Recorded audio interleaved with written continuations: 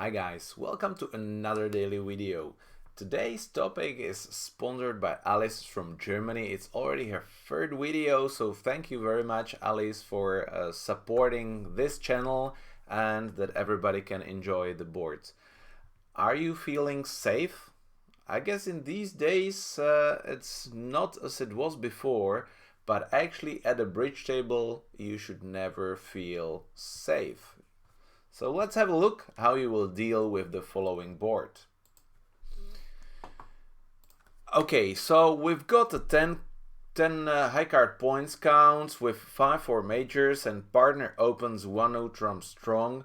So the bidding is pretty much straightforward. You would like to try to find the major fid, and if you have it, I guess that you prefer to play in trumps. With two doubletons, it might be a bit too risky that one of the suits might be cashed out, and your majors are actually only with secondary values. So that should suggest that you might have probably some quick losers, which is actually bad in no trumps because you need time to establish the suit. And opponents have the advantage of the lead. So if they have a long suit, and probably one of the minors, if we have a major fid, will be their long suit, they might have the tempo to attack your stoppers first before you establish your long suit. So my approach in here is to use small n, so actually to ask with the stamen if partner has a full card major.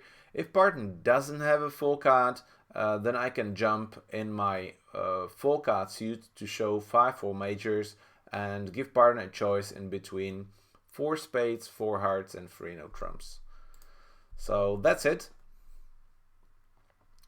The bidding now seems to be quite simple because partner shoved 4 spades, so we have enough, so we just bid 4 spades.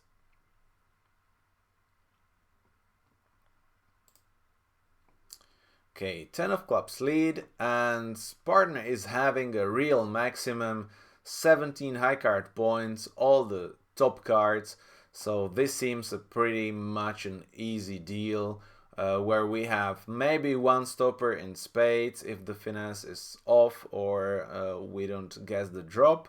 We have one loser in hearts, nothing in clubs, and one loser in diamonds. So pretty much a very easy and straightforward game. You can see in here that 3 no trumps is not a good spot, really, because we are missing 2 aces and we have 2 stoppers in clubs, but then opponents have minimum 3 potential winners they can establish, and actually without the spades or without the diamonds we cannot make 9 quick tricks. We have only 8 of them. So 3 no trumps is definitely a bit worse. Full hearts is an interesting contract too, where we can discard 1 spade on the diamond. Still, we need a finesse, so it's about equal and 50-50. So how do you want to declare this board? I mean, it's kind of straightforward that we draw trumps and then we start establishing the side suits. But what if trumps break bad? So all the time when you are feeling safe, you should ask yourself the questions, what if? And there are only a little bit of ifs, and it's usually a bad break. And in trumps, that's always the worst, because if you need to draw all the trumps, you will lose the trump control, and actually you will be playing no trumps. And as I said a couple of minutes ago, that in no trumps we don't have the stoppers, so we need to use our trumps to protect opponents cashing all the club tricks. How do we do that? Is that we draw trumps. We can actually play ace king and then play the 3rd round of spades, but now if spades break 4-1, they just played the 4th round of spades, and still we need to lose 2 aces and we will have only 1 club stopper. So definitely opponents will establish their suit before we do establish our suits. So I prefer to win in south and actually play the jack of spades and duck it around the table. If the finesse doesn't work, then still I have a decent chance that spades break and I just lose the spade and 2 aces. So that's still quite fine. If the spades break 4-1 with East having 4, then I will need to work with my side suits a little bit better to try to establish the diamond trick before I draw the trumps and lose the hard ace. See that with spades, if I score only 3, 2 clubs is 5, 4 hearts is 9, I need to steal 1 diamond trick. So that might be a bit tricky. So we play the jack and we just duck it.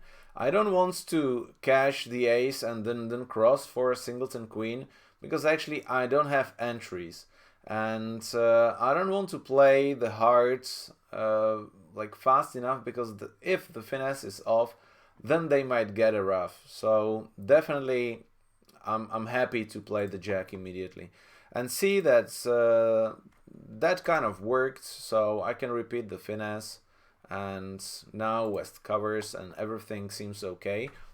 But we see that spades break 4-1 and we got the 7 of diamonds lead. So opponents still have 2 trumps. So how do we proceed actually now? What do you think is the best approach? Do we keep playing trumps? Do we play a side suit? Or what do we do? Okay, so again, if I draw all the trumps and play hard, they win the ace, they play the club, and I still have to lose the diamond ace and 1 more trick. So that's not the right way. If I stop playing trumps and try to establish the aces, they might get suddenly a ruff, they might cross with the other ace and get another ruff. So I might lose 2 aces and 2 ruffs. Maybe, if hearts, for example, split 4-1, and they didn't know before, so East might not have let the ace of hearts hard for a ruff. So what do you want to do is actually to draw 1 more round of trumps. Now I'm wondering where do I want to cash it. I probably want to have the entry to the south hand, so I'm going to play the king. And now I can actually afford to lose 1 trump, because at the end I'm losing only 2 aces. See, ace of diamonds, 1. They try to attack my clubs, and still I cannot draw the last trump. See that I have to play the heart and push them to win the queen before I draw the last trump. Yeah, now I guess that they will get either the heart, probably the heart ruff. No, they play a diamond and they get the diamond ruff. And they got the diamond ruff actually from the beginning. So if East actually lead ace of diamonds, diamond ruff, heart to the ace, diamond ruff, then I will go down immediately. But luckily East didn't do that and I had time to draw trumps.